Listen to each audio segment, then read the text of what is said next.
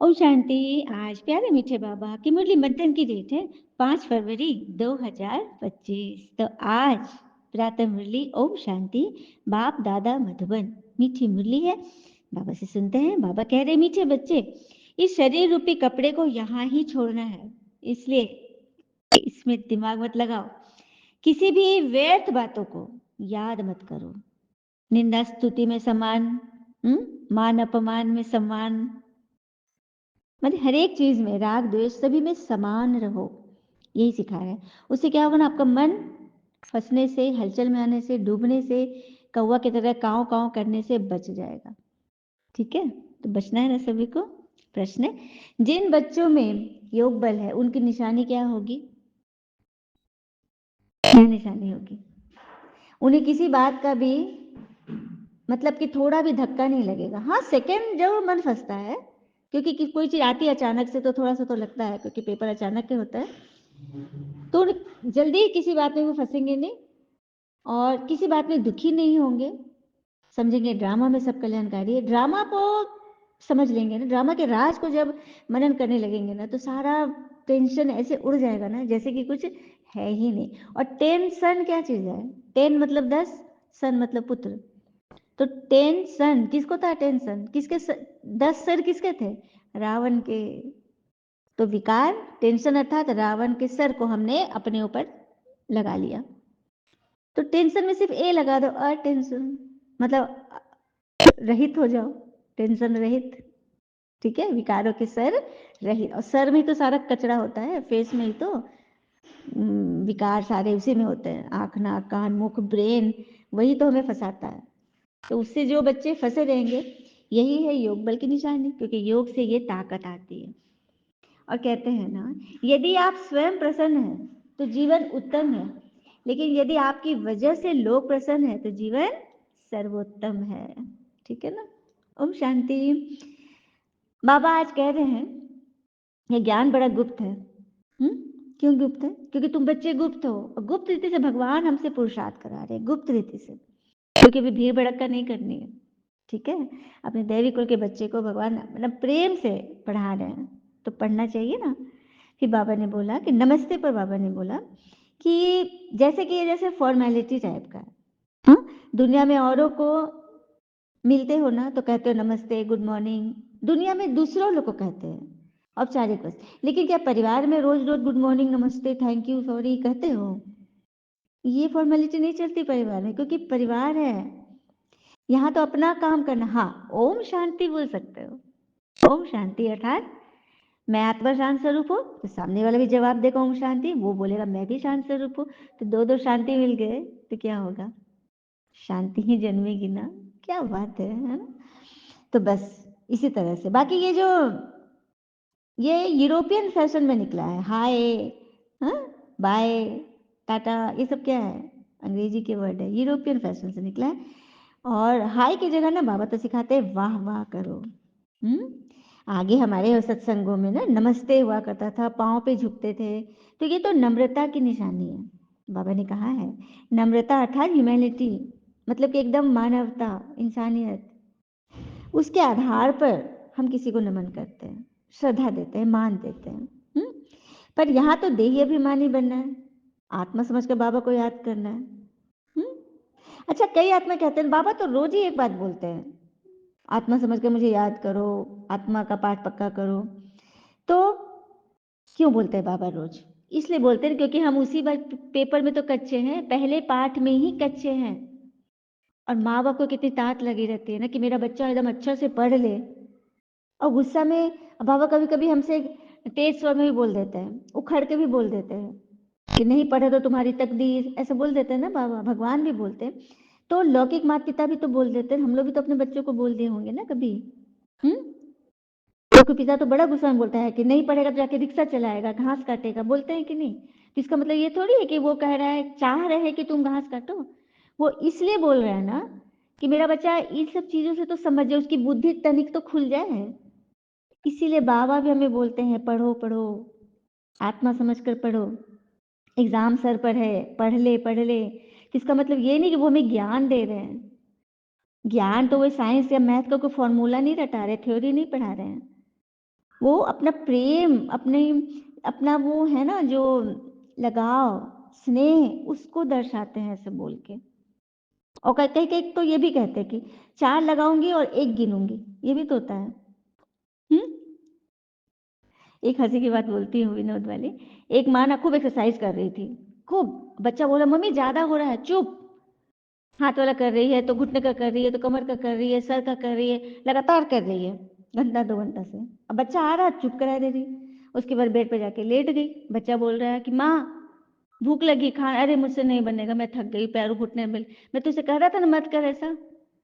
तो हाँ, अच्छा अच्छा ठीक है, यहीं पे ला दे बेड पे, सब्जी दे दे, मैं काट देती हूँ।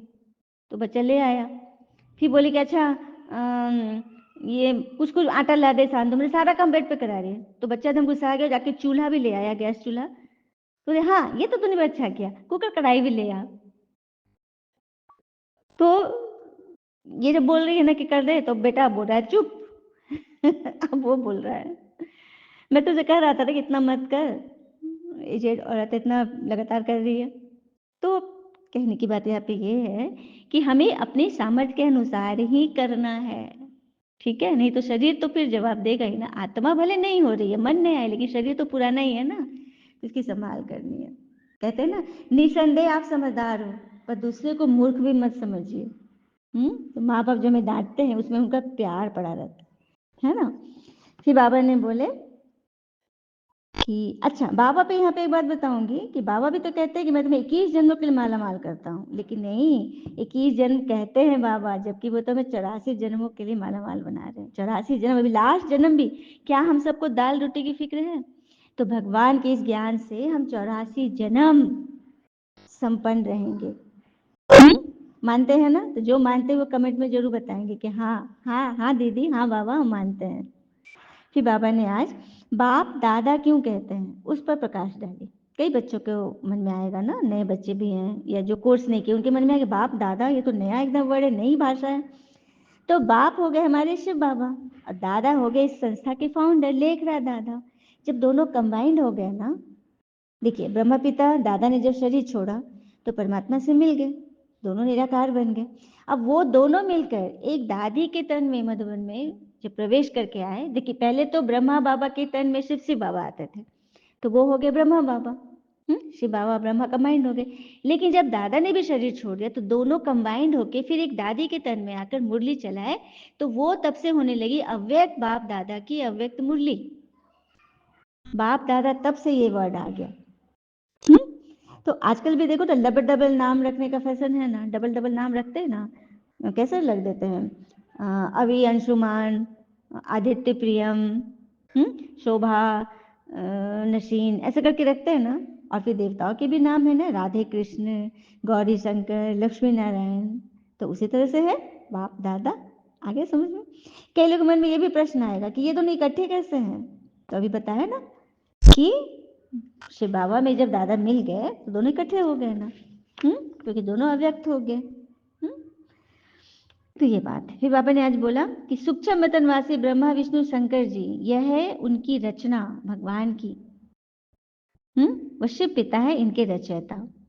बाकी शिव के लिए कोई ये नहीं कह सकते कि इनका क्रिएटर कौन, अर्थात इनके माता पिता कौन, गुरु कौन, पता ही नहीं, क्योंकि वे ही है सभी आत्माओं के पिता। जब क्रिएटर है ही तो फिर ये प्रश्न थोड़ी ना उठेगा कि कब क्रिएट किया, जबकि ये तो पता है कि तो अनादि है ना, जिसका ना कोई आदि है ना अंत है। और आत्माओं के जन्म पर भी यही है कि भगवान ने आत्माओं को तैयार किया, जन्म दिया, वो भी अनादि ड्रामा मिसल चल रहा है जिसका अंत हो नहीं सकता। यह बात तुम बच्चों के अलावा कोई जान नहीं सकते। फिर बाबा ने बोला मैं महाकाल बनकर सभी आत्माओं को साथ ले जाने के लिए आया हूँ। नेचुरल कैलेमिटीज भी इसमें भीषण रोल अदा करेगी, बड़ा पार्ट है उनका। तो शरीर से भान अभी से ही टूट जाए, क्योंकि शरीर को छोड़ना है, छूटना है, क्योंकि लास्ट समय हो चुका है। इसलिए तो बाबा कहते हैं अपने को आत्मा समझो, शरीर से मोह नहीं रखो, मैं ये हूँ, मैं वो हूँ, इसने ये बोला, वो बोला, ये सब खत्म। और कहते हैं ना, लोगों को उतना ही बताओ जितना उन्हें जानने की जरूरत है, बाकी बताओगे तो वो उनके लिए व्यर्थ है, ठीक है? इसीलिए बहुत समझदारी से चलना है और होश में रहना है, क्योंकि यदि होश टूटा तो फिर माया की बेहोशी आ जाएगी।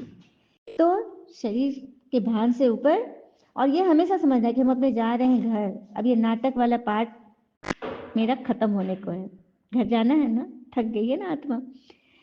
तो ये देह वाला कपड़ा तो सभी को यहीं छोड़ना है, देह तो ऊपर जाएगा ही नहीं ना। तो ये सब बातें तुम्हारी बुद्धि में है ना, तभी तो तुम शरीर की पवित्रता का भी ध्यान रखते हो, आत्मा की पवित्रता। और जब तुम किसी को ऊपर उठाने की कोशिश करते हो परंतु वो पुरुषार्थ नहीं करते तो क्या कहते हो, तकदीर में नहीं होगी। स्कूल में भी जो तीखे बच्चे होते हैं ना, वो फिर औरों को भी उठाने की कोशिश करते हैं। तो पहले पहले यह समझाना है शिव बाबा निराकार है और प्रजापिता ब्रह्मा दोनों बाबा हैं। दो पिता का परिचय देना, शिव बाबा हो गए, बाबा मतलब पिता, और प्रजापिता ब्रह्मा पिता, वो भी बाबा हो गए। बाकी दोनों एक रस नहीं है, दोनों का गुण एक नहीं है। इसीलिए तो वर्षा सिर्फ बाबा से मिलता है, शिव बाबा से, दादा से नहीं मिलता। दादा हमारे भाई हो गए ना, आत्मा आत्मा भाई भाई है ना, मनुष्य है ना। हाँ, दैवी गुण धारण किए, परमात्मा ने उनको आधार बनाया ज्ञान सुनाने के लिए। कल भी बाबा ने बोला था मैं प्रेरणा से नहीं बता सकता, क्योंकि प्रेरणा से तुम कैच ही नहीं कर सकोगे, रिसीवर भी तो होना चाहिए सॉलिड। तो वो बात तो है नहीं, सारे पतित बने पड़े हैं। तो ये भगवान को एक शरीर का आधार लेना पड़ा और ज्ञान सुना रहे, ठीक है। तो फिर बाबा कहते हैं तो सबको बताओ कि बाप दादा कैसे इकट्ठे हैं। दादी के तन में जब दोनों आए, मुरली सुनाए मधुबन में, माउंट आबू में आके, तो वो इकट्ठे आए। तुम बच्चे प्यार से कहते हो बाप दादा, तो ये कितनी नई भाषा है, तो ये सबको बताना है। बाबा ने आज राज पर बहुत अच्छी रीति बताया, तो आप सबको समझ में आ गया। जिसको जिसको समझ में आ गया कमेंट में बताएंगे। फिर बाबा कहते हैं हाँ, जिसको समझ में आएगा ना तो उनकी बुद्धि में सदैव रहेगा कि हम भगवान से पढ़ रहे हैं, बाप दादा से पढ़ रहे, तो खुशी का पारा निरंतर चढ़ा रहेगा।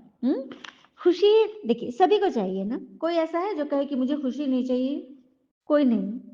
तो खुशी के लिए खुशी के सागर से जुड़ के तो रहना पड़ेगा ना। हाँ, फिर बाबा आगे ने बोला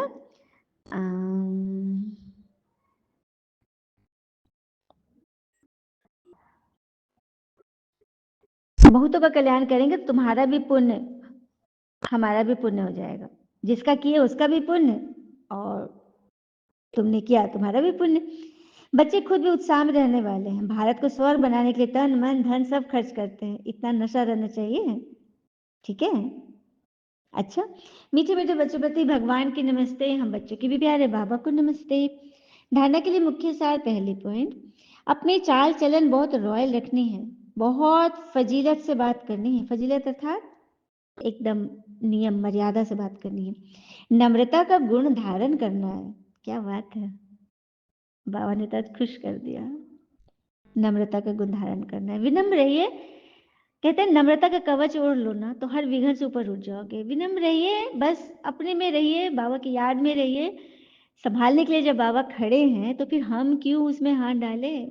हाँ, सब कुछ बाबा तो कहते हैं अपने सोचने का काम भी मुझे दे दो, ठीक है। दूसरी पर, इन आंखों से जो कुछ दिखाई देता है ये सब कब्र दाखिल होना है, इसलिए इसको देखते हुए भी नहीं देखना है। शिव बाबा को याद करो, देहधारी को नहीं। क्यों मना करते हैं बाबा, क्योंकि देह में ही माया छिपी है। क्यों क्या कैसे ऐसे वैसे जब करने लगते हैं ना तो मन ना उस दलदल में फंसते चला जाता है। इसे निकालने के लिए तो भगवान आए हैं, है ना। वरदान है, मास्टर ज्ञान सागर बन, गुड़ियों का खेल समाप्त करने वाले, स्मृति सो समर्थ स्वरूप भव। मास्टर दाता बन, गुड़ियों का खेल समाप्त करने वाले, स्मृति सो समर्थ स्वरूप बनते हैं। जैसे भक्ति मार्ग में मूर्ति बनाकर पूजा आदि करते थे फिर उन्हें डुबो देते थे, तो आप उसे गुड़ियों की पूजा कहते हो, कहते हैं ना।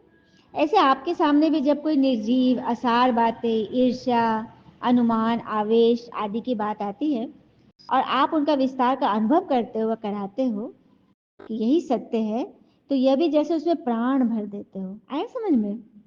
हमारे सामने कोई निर्जीव असार बेकायदे बातें, इधर उधर की बातें, गॉसिप की बातें जो सामने आती है ना, तो उसके विस्तार में जब हम चले जाते हैं ना और समझ आते अरे ये तो सत्य है, तो जैसे हमने उसमें प्राण फूंक दिया, मतलब मुर्दे को हमने जिंदा कर दिया, भूत को जिंदा कर दिया हमने, है ना, प्रेत आत्मा को जिंदा कर दिया। तो फिर वो तो आपको फंसाएगा ही, पकड़ेगा ही।